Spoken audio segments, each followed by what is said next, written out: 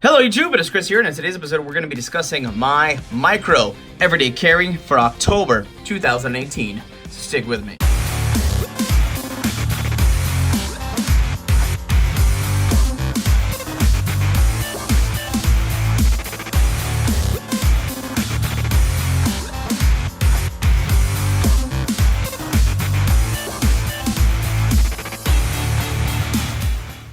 Welcome back everybody, and thank you for sticking with me. Yes, you heard right, we're going to be covering my micro everyday carry. Now there's a few things that aren't under the classification of micro. Obviously there's just certain things you can't get around. This is my Casio G-Shock wallet. I've had this for years. We have a little handcuff key right here and my WAZOO Japanese kerosene-filled compass. They make one of the best button compasses in the world, but in the world of concealment and micro, this is probably as useful as it gets. You have a retroreflector, you have actual glow-in-the-dark illumination, you have a compass built inside, and then you have a handcuff key built right onto your watch. So as far as ultra functionality in a very small package, I can kind of see that. Now, as we go through, this is a custom design bracelet by Surf City Paracord. They actually use the Firestone buckle from WAZOO Survival Gear.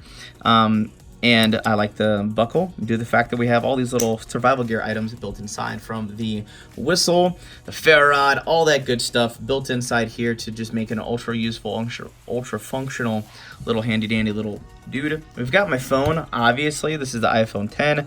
This is not micro, but it helps me kind of get through my day. And then we've got my wallet. This is the Flipside 4 wallet. This has got to be the most functional wallet on the planet. I can hold all my IDs and cards right here. I have some survival tools. We have the Broughton Lost Hiker kit inside with a backup compass and a emergency signal mirror. We have a glow-in-the-dark pad, so I have some low light vision. It just provides a lot of functionality. And then with the amount of cash and the cards it can hold, and when it's all said and done, it fits in this category, makes my life really, really functional. But the main nugget of why you guys are here are the actual physical tools and why I chose to go so small. So with my average everyday carry, the tool portion will actually look something like this, believe it or not. Given the fact that part-time, my job is to make awesome videos in the outdoors. So I like to have really, really good versatility in my tools. However, these weigh a lot. This fire steel, ultra functional, but it's still freaking, it's heavy. Full size lighter with the lighter bro, with an extra knife and a pair of scissors. Very functional, very good backup tool. Works really, really well. I have my ignition sources right here, but like I said, this starts taking up weight.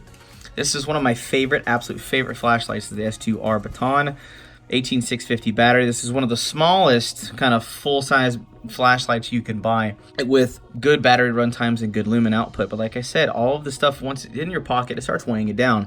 Now, I carry this. I don't complain about it. I like it. We have the Leatherman Signal. Super, ultra, mega functional tool. I love this. I used this recently in a 5-day excursion with Bob Hansler. You guys are going to be seeing more episodes of that roll out. If you haven't seen the first episode where we kind of did some wild edible foraging and kind of showing you how you can live off the land and create a meal even in some of the worst weather conditions humanly possible, definitely check up there. And then one of my favorite cold steel knives is the Cold Steel Frenzy. This is a massive freaking folder. But even with these being some of my favorite tools that I could choose to carry, sometimes I get in the mood and I feel for a week or two to go smaller. So to fill all this out, as you guys saw in the thumbnail, this will fit in the palm of my hand. I love this to death. Now, sometimes if I want to swap this out, this is the True Utility Nano lighter. I like this lighter because of the rubber O-ring, but it does still work. And I've actually had this filled with lighter for about a year. I only use it obviously when I need it. I'm a non-smoker, but even if you are a smoker or you need a reason to keep lighting fires in your job or in your duties, having that available is a really good option. But if you want to go cheaper, this is also a good choice. This is the ClickPick lighter, which is waterproof, not windproof, but waterproof, still very slim and lightweight and compact. Then we've got my Vargo titanium whistle. I've had this for years. I love this guy because it's so dang light. There's no weight to it. It takes up almost no space at all. Then as far as fire steels go, as you can notice, the weight on this has dramatically been dropped. We have a fire steel that works really, really well, has the scraper, everything honed in inside, but it's weather protected from the elements, because we do know ferrous, cerium, magnesium, all those things are corrosive metals that when it's subjected to oxygen, humidity, salt, all that good stuff, it will corrode over time. Now, this is a knife that I really do not mess with very much, but I kind of decided to trade this out, and for the past week, this is what I've been carrying. So with the Leatherman squirt and this particular flashlight from Lumen Top, this was my EDC last week. And I kind of liked it, but I kind of didn't. There was a few changes I felt like making. So what I decided to do is actually swap out this blade for a slightly bigger one, but it still, I would fall under the micro. This is the Skeletal by Leatherman. This is still a sub 3-inch knife, really cheap actually. It's only like 25 bucks. And it's really, really sharp. So I swapped that out.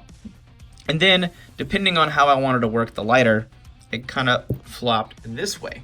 But then I go through and I still had the problem of, okay, how do I carry all this? I've made a very convenient solution for my cash, my card, IDs, some survival tools that are built inside.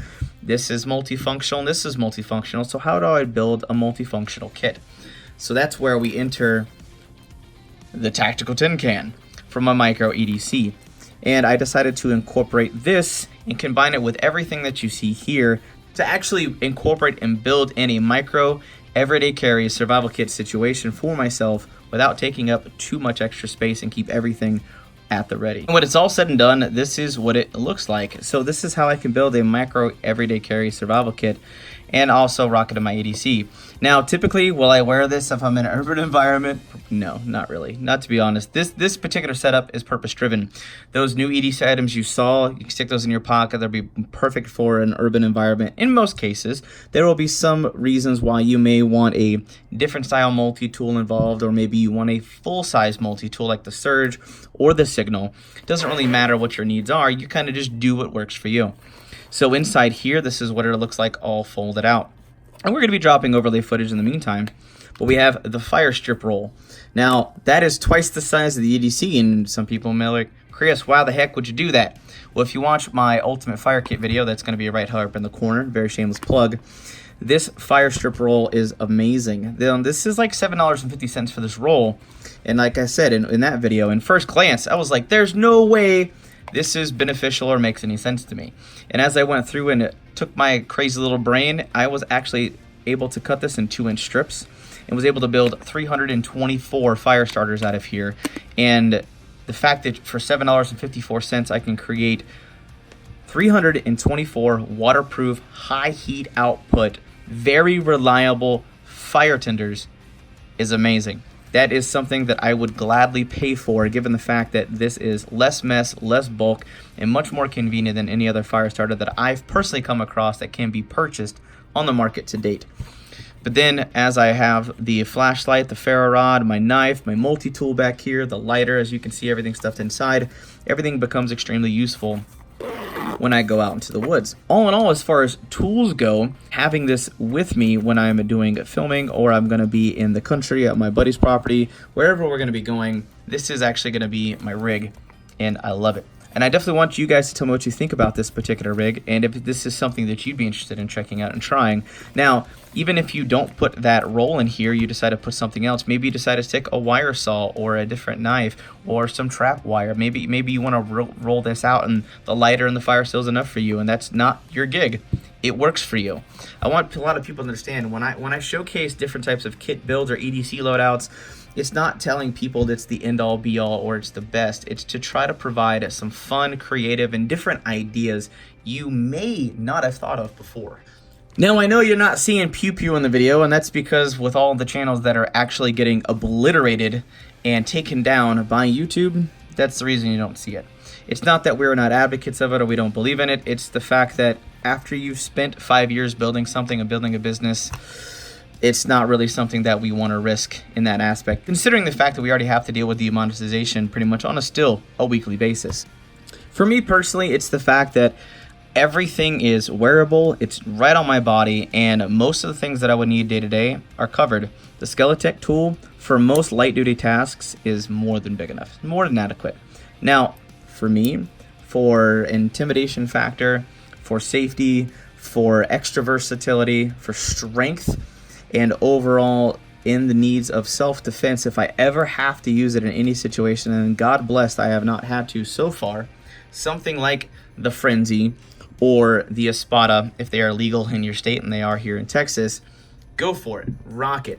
If your jobs require you to have a brighter flashlight, something like the S2R Baton, the R50 Seeker, whatever flashlight you choose to use, usually means that they're going to be job specific. So like I said, just because you see that doesn't mean you can't swap that out, because your needs for a larger flashlight are mandatory, because you maybe work a night shift, you work on an oil rig, you work in a construction site where you're getting things done in the darkness. So having a bigger illumination factor is going to be very important.